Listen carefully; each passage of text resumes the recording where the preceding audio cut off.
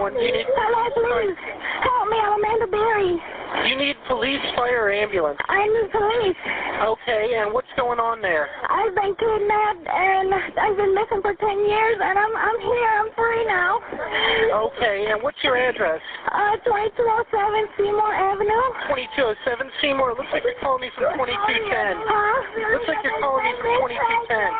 I can't hear you. It looks like you were calling me from 2210 Seymour. Yeah, I'm across the street. I'm using the phone. Okay, stay there with those neighbors. Talk to the police when they get there. Okay. Thank you. Okay, talk to the police when they get there. Okay. Hello? Yeah, talk to the police when they get there. Okay, I'm on right now. I We're need going them to send now. them as soon as we get a car open. No, I need them now before he gets back.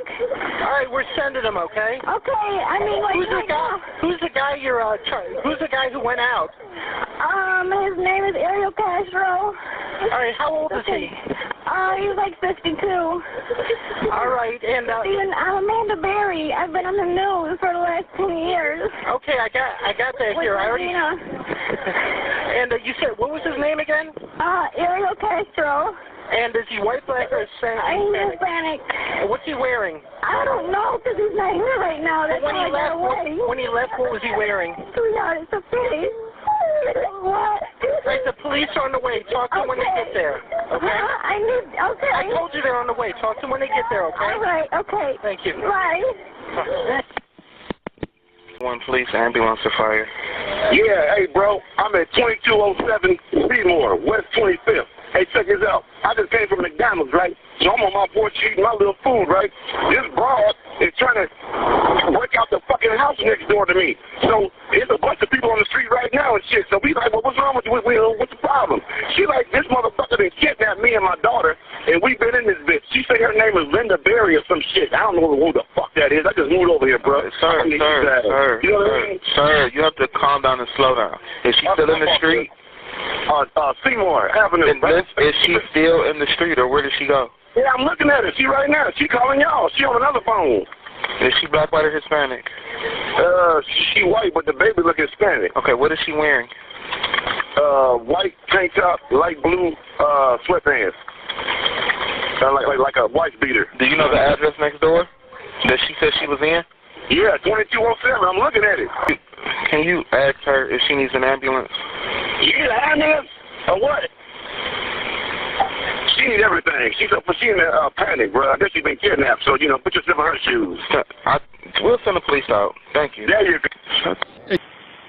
Adam 2-3, you got a boss coming? This might be for real. There might be others in the house.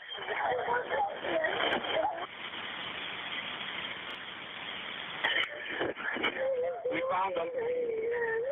We found them. 22-5, send us EMS here. We got a female conscious breathing. She's got a young child with her.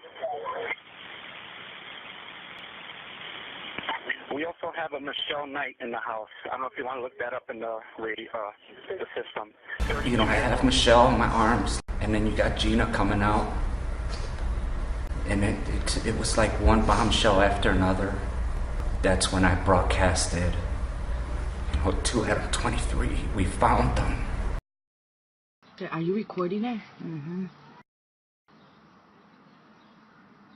Amanda Berry's first moment of freedom. It's a snapshot captured from a cell phone video of the dramatic rescue as the scene unfolded right before their eyes and when the others were brought out. I didn't get to see Michelle because I was She came out so fast. Michelle, but I was so focused on Gina because she was shaking. Mm-hmm. She was like, it was sad. Up. We see a crowd, like on the porch. We see this girl, she's like raising her hand, holding a child.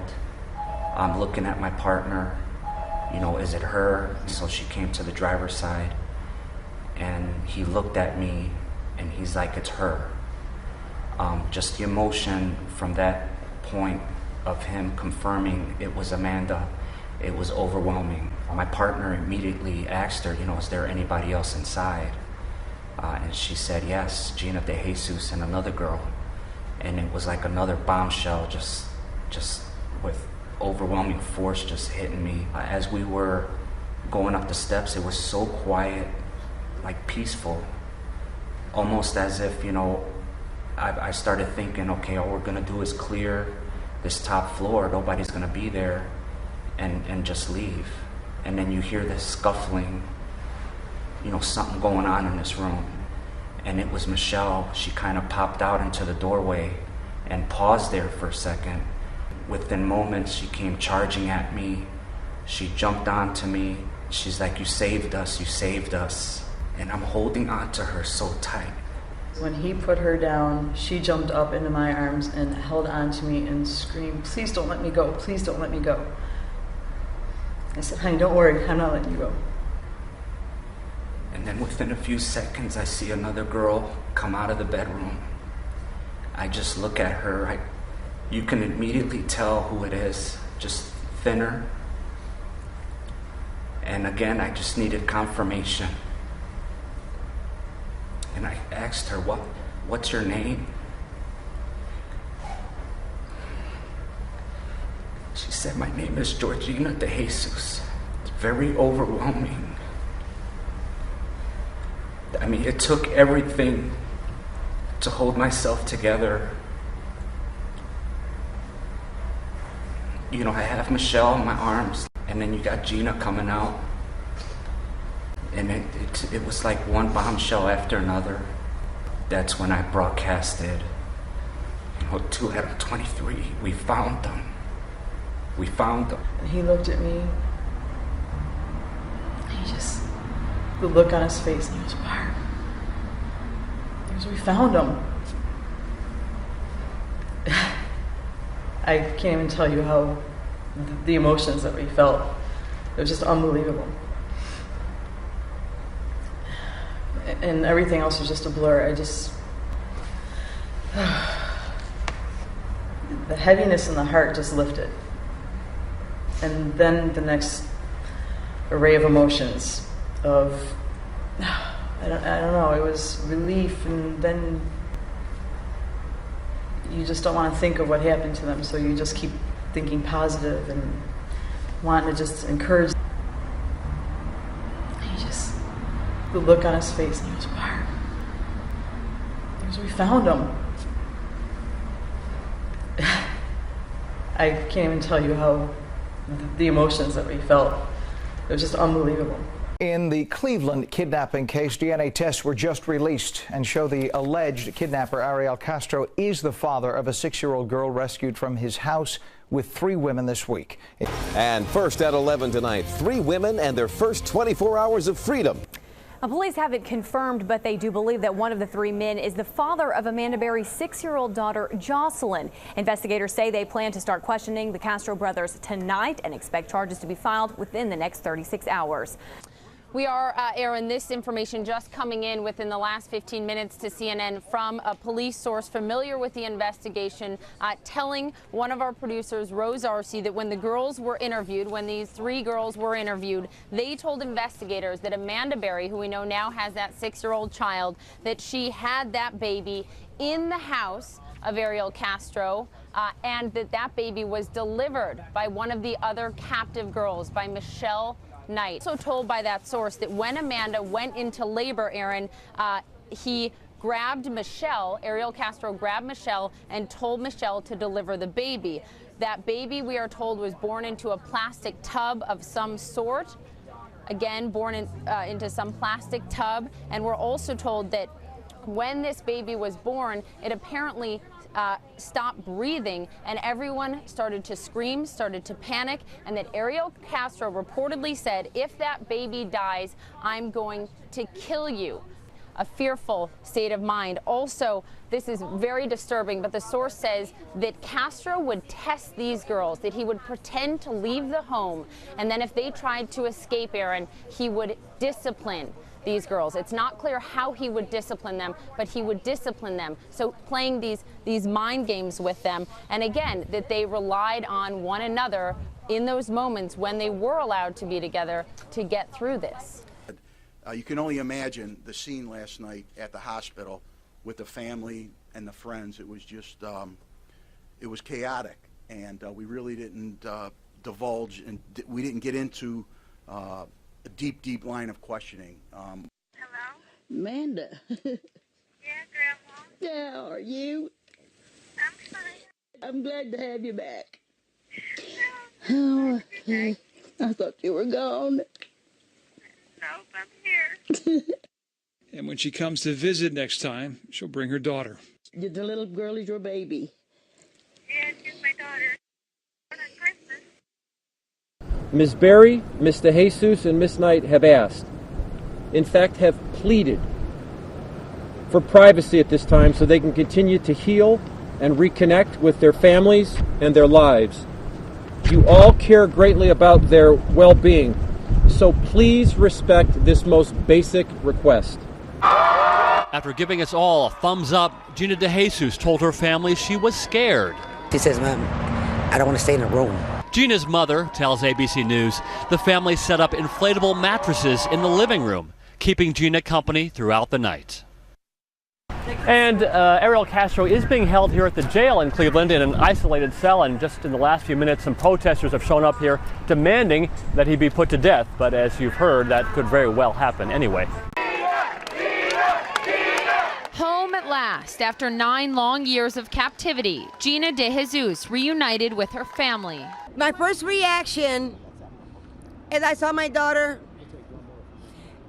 the only thing I did was grab her and hug her. I didn't want to let go. And after a decade of horror for Amanda Berry, she and her 6-year-old daughter were welcomed home with cheers of jubilation. Her sister, Beth Serrano, overjoyed. I just want to say we are so happy to have Amanda and her daughter home. I want to thank the public and the media for their support and encourage over the years. And at this time, our family would request privacy so my sister and niece and I can have time to recover.